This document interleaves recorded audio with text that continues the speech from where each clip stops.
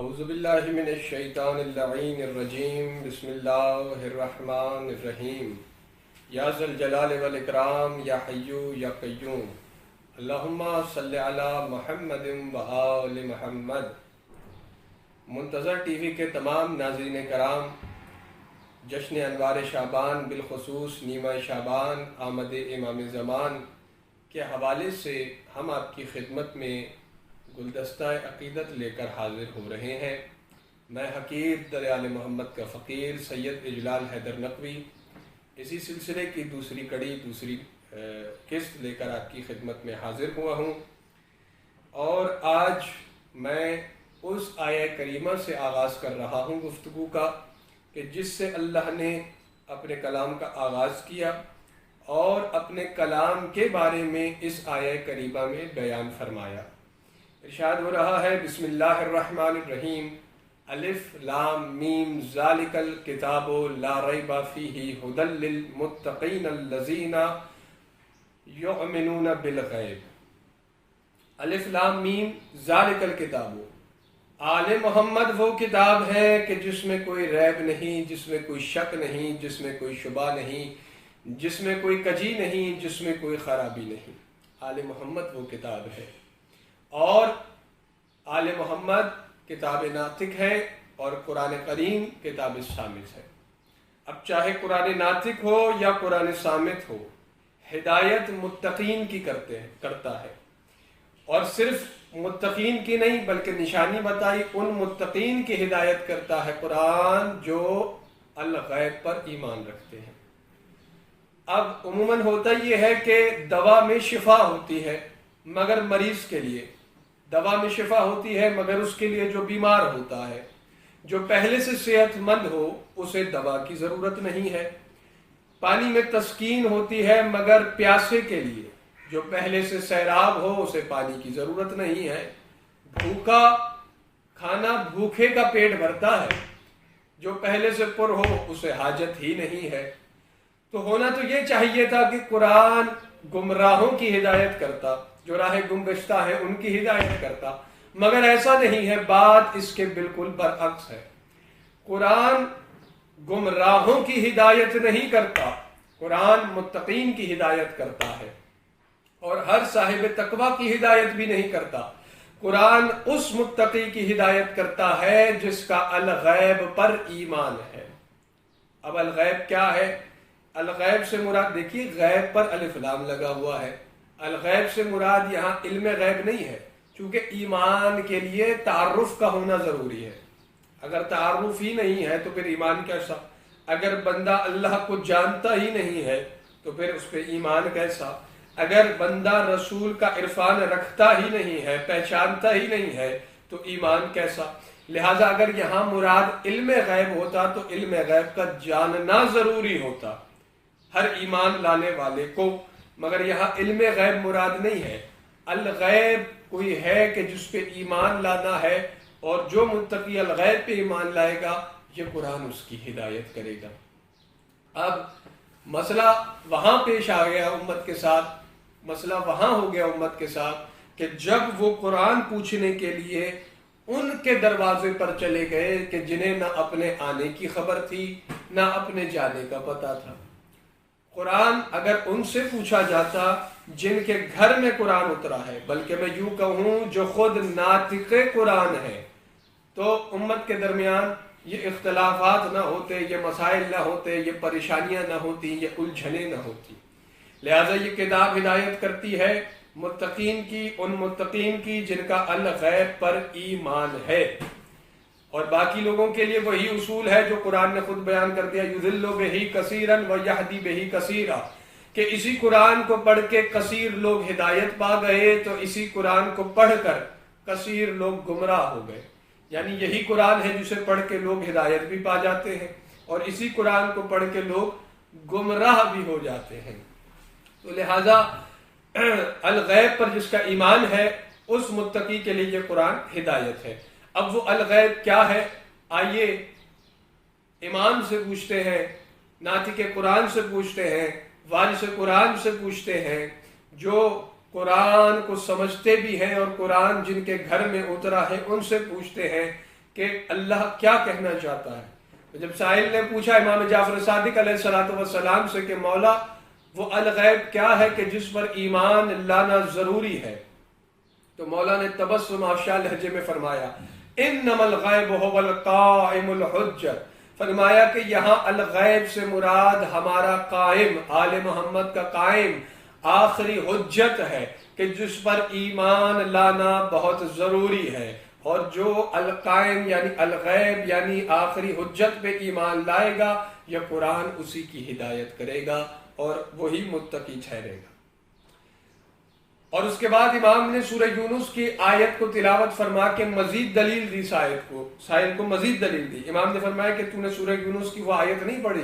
جہاں اللہ اپنے حبیب سے کہہ رہا ہے فَقُلْ إِنَّمَا الْغَيْبُ لِلَّهِ فَانْتَظِرُوا إِنِّي مَعَكُمْ مِنَ الْمُنْتَظِرِينَ، اے میرے حبیب دنیا والوں سے کہہ دیجئے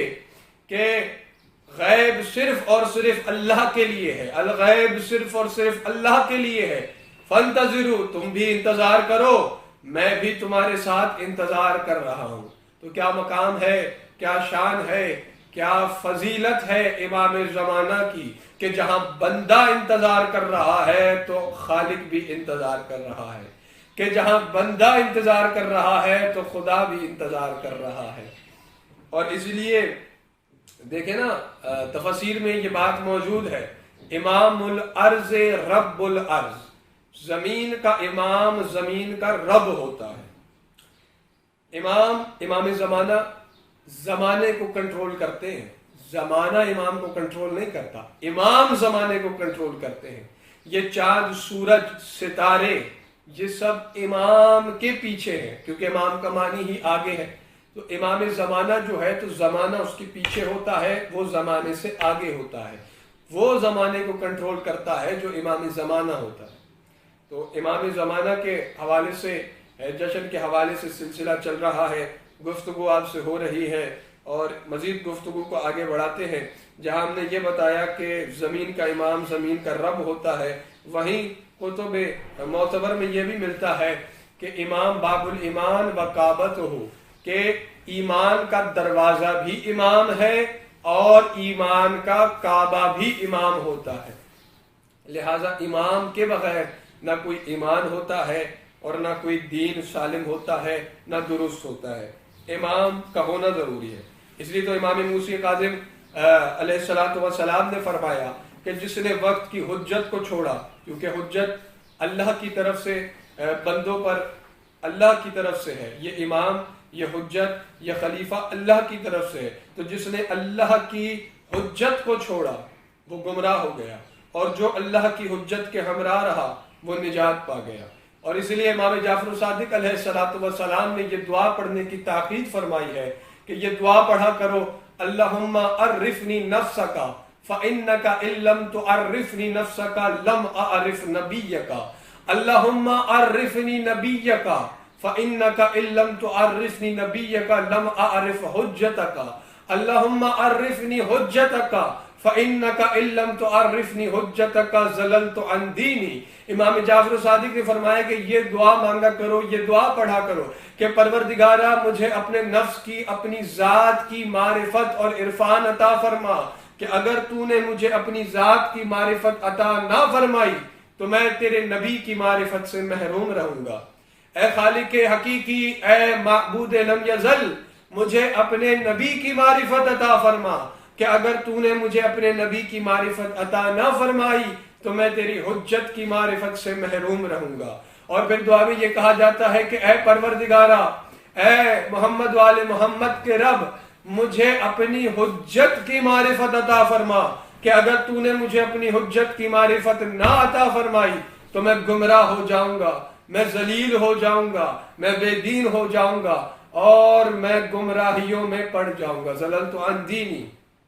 تو دیکھیے نتیجہ کیا ملا اس دعا سے، کہ حجت کی معرفت عطا ہوگی، حجت کا عرفان ہوگا تو نبی کی معرفت ہوگی، نبی کی معرفت ہوگی تو جلی کی معرفت ہوگی۔ یعنی سلسلہ کیا ہے؟ معرفت حجت ضروری ہے، معرفت امام وقت ضروری ہے، معرفت ولی العصر ضروری ہے، کہ معرفت حجت آپ کے پاس ہے تو نبی کی معرفت ہے، تو جلی کی معرفت ہے، توحید کی معرفت ہے۔ اور اگر امام وقت کی معرفت نہیں ہے، اگر حجت خدا کی معرفت نہیں ہے، تو آپ کا کوئی دین نہیں ہے، نہ آپ کو عرفان نبی ہے، نہ آپ کو عرفان جلی ہے۔ اور اسی کے ساتھ میں امام جعفر صادق علیہ السلام کا وہ فرمان بھی آپ کو سنا دیتا ہوں کہ امام نے فرمایا کہ جب معراج کی رات اللہ کے حبیب، اللہ کے نبی وحدت کے پردے کے قریب پہنچے تو اللہ نے اپنے حبیب سے گفتگو فرمائی اور اپنے حبیب کو مخاطب کیا اور اپنے حبیب سے یہ خطاب کیا کہ میرے حبیب، تمہارے جتنے جانشین اور خلیفہ ہیں، یعنی اول سے لے کے آخر تک 12 کے 12 امام جو ہیں، جو جانشین نبی ہیں، جانشین محبوب خدا ہیں، ان کے متعلق اللہ نے اپنے حبیب کو آگاہ فرمایا اول سے لے کر آخر تک۔ اور جب قائم امام زمانہ کی بات آئی تو اس وقت کبریا نے اپنے حبیب سے فرمایا، یہ غور سے سننے کے بعد ہے، کبریا نے اپنے حبیب سے فرمایا، امام بتا رہے ہیں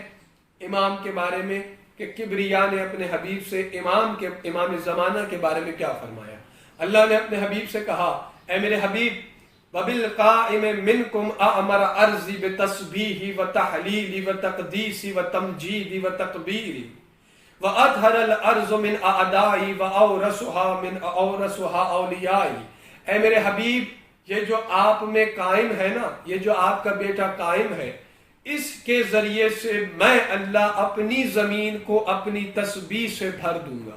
بے تسبیحی و تقدیسی، اپنی پاکیزگی سے بھر دوں گا، و تمجیدی، اپنی بزرگی سے بھر دوں گا، و تحلیلی، لا الہ الا اللہ سے بھر دوں گا، و تکبیری، اللہ اکبر سے بھر دوں گا۔ تسبیحات پہلے بھی ہو رہی ہیں، لا الہ الا اللہ پہلے بھی ہے، اللہ اکبر پہلے بھی ہے، لیکن زمین بھری ہوئی نہیں ہے۔ تو اللہ نے اپنے حبیب سے فرمایا کہ میرے حبیب، قائم کے ذریعے سے میں اپنی زمین کو بھر دوں گا، اپنی تسبیح سے، اپنی پاکیزگی سے، اپنی بزرگی سے، اللہ اکبر سے، لا الہ الا اللہ سے۔ اور فرمایا اطہر الارض من اعدائی، اور اے میرے حبیب، میں اپنی زمین کو اپنے دشمنوں سے پاک کر دوں گا آپ کے قائم کے ذریعے، اور اس زمین کو اپنے اور آپ کے دوستوں کی میراث بنا دوں گا، اس زمین کو اپنے اور آپ کے دوستوں کی۔ کس کے ذریعے سے؟ آپ کے قائم کے ذریعے سے۔ یہ اللہ اپنے محبوب حبیب سے کہہ رہا ہے کہ آپ کے قائم کے ذریعے سے، آپ کے قائم کے ذریعے سے میں یہ کروں گا، اور میں اپنے کلمے کو بلند کر دوں گا اور کافروں کے اور کفر کے کلمے کو پست کر دوں گا۔ اور اے میرے حبیب، وبالقائم بہی احیاء بلادی، اور میں اپنے شہروں کو قائم کے ذریعے سے زندگی بخشوں گا۔ اور اے میرے حبیب، میں قائم کے ذریعے سے اپنے بندوں کو بتاؤں گا کہ میں کتنا بڑا عالم ہوں، یعنی اللہ عالم الغیب ہے، یہ اللہ قائم کے ذریعے سے بتائے گا کہ میں کتنا بڑا عالم الغیب ہوں۔ اور پھر فرمایا، اے میرے حبیب، قائم کے ہی ذریعے سے میں اس زمین کو اپنے دشمنوں سے پاک کر دوں گا، اور قائم کے ذریعے سے اس زمین کے، بلکہ اس زمین میں ہر قسم کے خزانوں کو ظاہر کر دوں گا، اور اپنی مشیت کے ذخیروں کو ظاہر کر دوں گا۔ تو یہ سب کچھ پروردگار قائم کے ذریعے سے کرے گا، اور یہ پروردگار اپنے حبیب کو معراج کی رات بتا رہا ہے کہ یہ سب میں کروں گا قائم کے ذریعے سے۔ اللہ خود بھی تو کر سکتا ہے، ان اللہ علی کل شیء قدیر، وہ ہر شے پر قادر ہے، لیکن سب کچھ قائم کے ذریعے سے کیوں کروا رہا ہے؟ تاکہ زمانے کو بتائے، دنیا کو دکھائے کہ جس امام کی تم توہین کر رہے تھے، جس امام کی تم تقصیر کر رہے تھے، جس امام کا تم انکار کر رہے تھے، اور جس امام کا تم جو ہے مذاق بنا رہے تھے، اسے میں نے امام بنایا تھا، اسے میں نے اپنا خلیفہ بنایا تھا، اسے دنیا کے پست لوگوں نے ووٹ دے کر امام خلیفہ نہیں بنایا تھا، بلکہ میں نے بنایا تھا۔ اور جسے اللہ امام بناتا ہے، جسے اللہ چنتا ہے، جسے اللہ منتخب کرتا ہے، جسے اللہ فضائل دیتا ہے، اس کا مرتبہ کیا ہوتا ہے، اس کی شان کیا ہوتی ہے، اس کی حکومت، اس کا اقتدار کیا ہوتا ہے، اس کے فضائل کیا ہوتے ہیں، یہ دنیا والوں کو میں دکھا دوں گا۔ تو ہماری دعا ہے کہ پروردگارہ جلد اپنی آخری حجت کا ظہور فرمائے، تاکہ ہم بھی اپنے امام کی حکومت دیکھیں، اور جو کچھ کبریا اپنے قائم کے ذریعے سے ظاہر کرے گا وہ سب ہمیں بھی دیکھنا نصیب ہو۔ ربنا تقبل منا انک انت السمیع العلیم، بجاہ محمد و آل محمد۔